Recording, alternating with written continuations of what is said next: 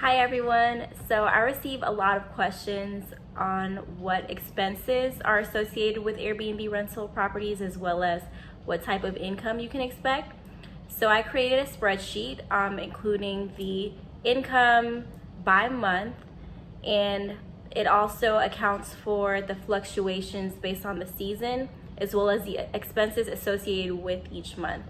So I'm about to bring up the spreadsheet and I'll break down the costs that I've included as well. Okay, so for our subject property, our purchase price is going to be $240,000. Our interest rate is going to be 2.8%, 5% down payment. Could pay more, could pay less. It depends on your financial situation. Our closing cost is going to be 3%.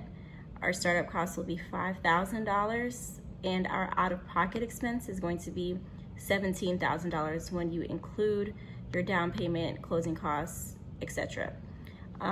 It could be lower if you got the seller to pay your closing costs, but we're gonna go with 17 grand for this example. Now, let's go over to here. So I broke down by month what your income and expenses would look like if you own the property. So for the month of January, and I also try to include what your income looks like and expenses cyclically.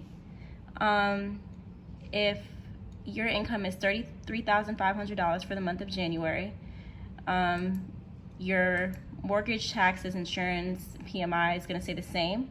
It's fixed costs, so that's $1,294. Your cleaning fees will fluctuate depending on the amount of income you have. So that's about $600 I have budgeted at this amount of income. $150 for electricity, again, will fluctuate. $120 for cable and internet. $130 for water and sewer. $80 for supplies.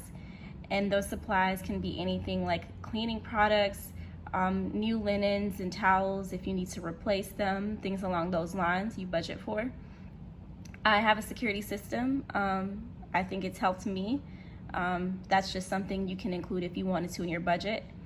And with those expenses, my net operating income I have is $1,067 for a slower month like January.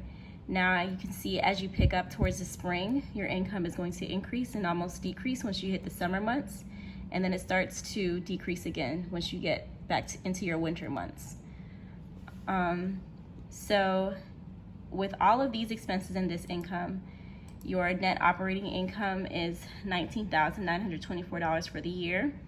And here comes the benefit of ownership, because that money you invested up front also went to paying down the principal for your down payment.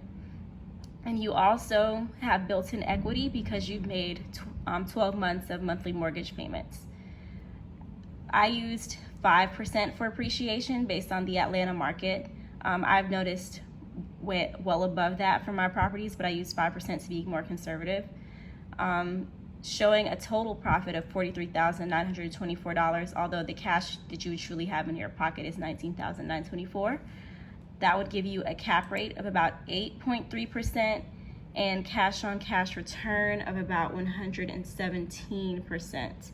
Again, that is with the down payment of 5%. There are some expenses that I did not include that definitely need to be budgeted for as well, which are vacancy.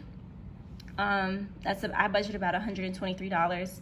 I did 3.5% of the income because that's really what I have noticed with my rentals, but you may want to go higher on that or lower. It just depends on your preference. For working capital, that is basically, I budgeted for my capital expenditures. For instance, the roof needing to be replaced. At some point in owning a home, you're going to need to replace your roof, your HVAC, whatever, if you own a home for 30 years. So I just use this as a placeholder for those things that will come up for sure over time. For maintenance, I budgeted about $100, and that's for things like your air filter needing to be replaced, your lawn needing to be cut monthly, things like that.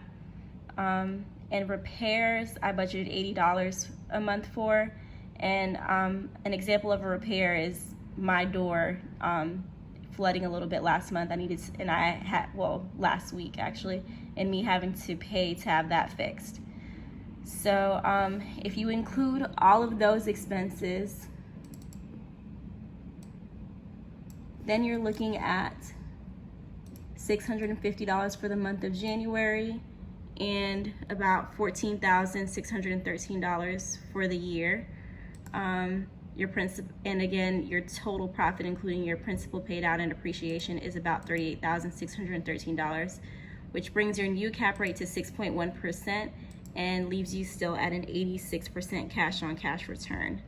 I can show you all another example for arbitrage, but this is what I've experienced with home ownership.